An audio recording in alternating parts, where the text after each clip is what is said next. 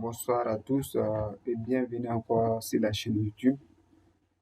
C'est toujours Koueta Drissa. Euh, dans cette partie des vidéos, dans cette partie des formations, nous allons baser la formation sur Covadis. Et cette formation est dédiée en particulier à M. Siribé et Mamadou Koulibaly. Donc sans plus tarder, nous allons voir comment peut-on encore utiliser le logiciel Covadis.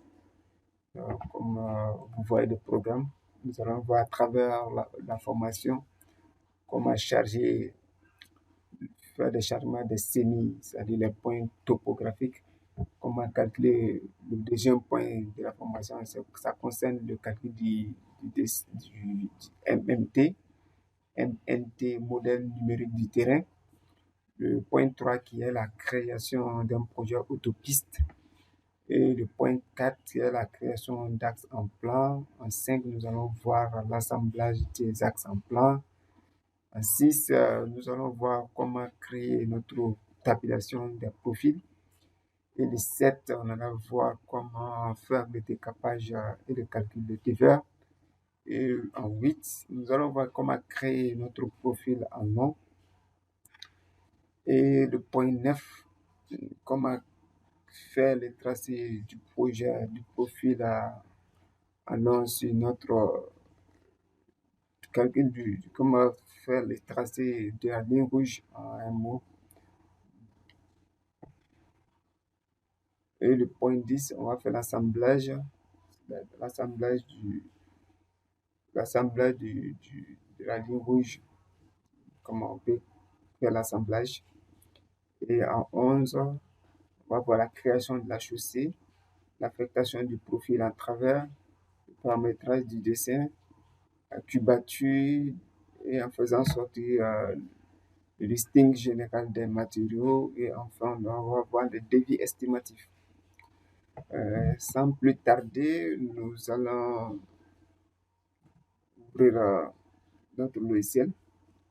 Bon, pour ma part, j'utilise le Covadis 16 qui est installé sur AutoCAD 2018. Bon, c'est qu'il y a une version inférieure qui comme la version 10.1, 13.13, 14, 15. Bon, pratiquement, les choses sont les mêmes. C'est-à-dire la méthode de travail est pratiquement la même. Donc, sans plus tarder, comme dans le premier point, nous avons dit que nous allons voir comment charger notre semi, c'est-à-dire notre point topo. D'abord, on a tout d'abord des manières de charger, c'est-à-dire soit le topographe peut nous envoyer notre fichier en fichier DXF ou en fichier DWG. Le topographe lui-même peut nous envoyer ça. Comme par exemple, nous allons venir on va ouvrir un fichier. Ouvrir un fichier. Formation. Voilà. Le topographe peut nous donner notre fichier comme ça. On a cette possibilité qu'on nous envoie le fichier comme ça. Ça, c'est l'un des premiers points. Et le deuxième point, soit il nous envoie le fichier étant des points topographiques, c'est-à-dire X, Y, Z. Et le topographe aussi peut nous envoyer, ou le géomètre, on peut nous donner un fichier texte aussi. Donc, c'est ça que nous allons voir. On a dit comment on va charger ces types de points. Maintenant, nous allons venir sur Covadis DD. Bon, ouvrons d'abord le fichier texte qu'on a reçu de la part du topographe. Voilà. Alors, ici, nous, on a le numéro du point, X, Y du point, le Z et le code du point. Donc, on a le numéro du point, l'abscisse, l'ordonnée et on a les Z. Donc, nous allons voir comment charger ce point à travers le logiciel Covadis.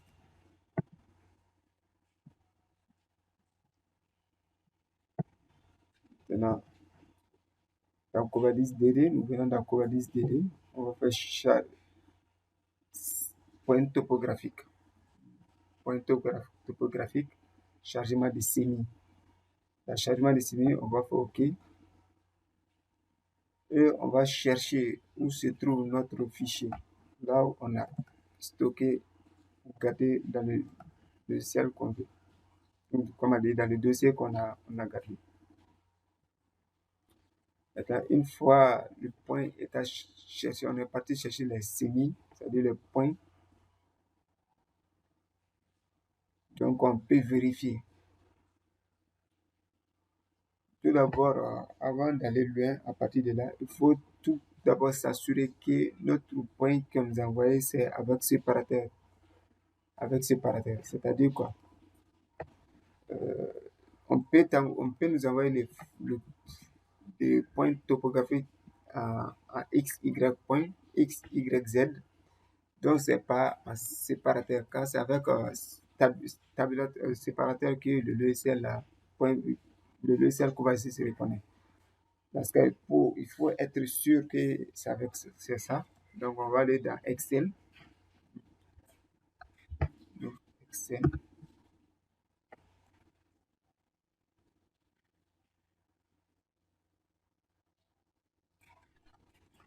Donc, Excel. Maintenant, on peut charger le point qu'on nous a. Car Excel est capable d'ouvrir aussi les fichiers texte. Donc, on va, à travers ça, on enregistre avec séparateur. Voilà. Vous voyez, donc, on va faire tout pour pouvoir voir le fichier. Voilà. Et on fait suivant.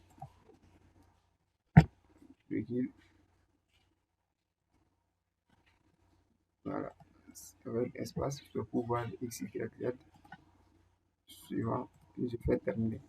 Du coup, Excel lui-même va ranger les points par colonne et par ligne à travers le point que le topogramme nous envoie. Donc, on devait enregistrer encore ce fichier en faisant enregistrer sous formation et on cherche enregistrer avec tabulaire, séparateur avec tabulation, TXT. Bon, pour mon cas, c'est déjà fait. Donc, voilà, je ferme. Donc, une fois nous sommes sûrs que c'est bon, on peut vérifier le point qu'on a chargé qui sont là. Comme ça a été envoyé. Par défaut, souvent, l'insertion de points peut être en deux dimensions, c'est-à-dire en 2D, ou en 3 dimensions, en 3. C'est-à-dire quand tu fais en 2D, le logiciel souvent n'affiche pas les Z. Il va juste afficher X, Y, il ne va pas afficher les Z. Les coordonnées suivant l'altitude. Et on vient dans ce point, on peut afficher ou non le code. On a matricule, on peut matricule sur le 1, l'altitude on a le X, Y là, et le code, c'est le C qu'on trouvait derrière le chiffre. On peut ne pas les afficher ou non. Bon, dans notre cas, je vais laisser par défaut. Non, par défaut, comment dire, par défaut, vous allez trouver lui, il ne s'affiche pas. Par défaut. Donc, il faut cliquer, vous allez faire créer par défaut, ça vient comme ça. Donc, vous allez trouver que c'est matricule, attitude, le code sera en rouge. Donc, le code, soit si je veux faire que ça soit apparu sur, sur le fond, je fais créer et c'est OK. Je fais terminer. Je fais OK. Et directement ou par, vous voyez, c'est chargé. Le point est bien chargé. On a le code qui est laissé. On a l'altitude. Le code là, on pouvait aussi dire qu'on peut pas le voir. On pouvait dire qu'on ne peut pas le voir le code. Parce que le code ici, c'est en CC. Donc, je peux décocher du code. Je vais faire OK. Je vais faire oui. Je vais faire OK. Je vais faire remplacer. Voilà. Et le code est parti. Donc, c'est pareil aussi pour les altitudes, si on veut ou pas. On a le matricule dans la numérotation 1, 2, 3, 4 là. Ils étaient en première ligne ou en première colonne, c'est ça. On a l'altitude, on a le code qui est dessus. Donc, je peux aussi ne pas afficher. Donc,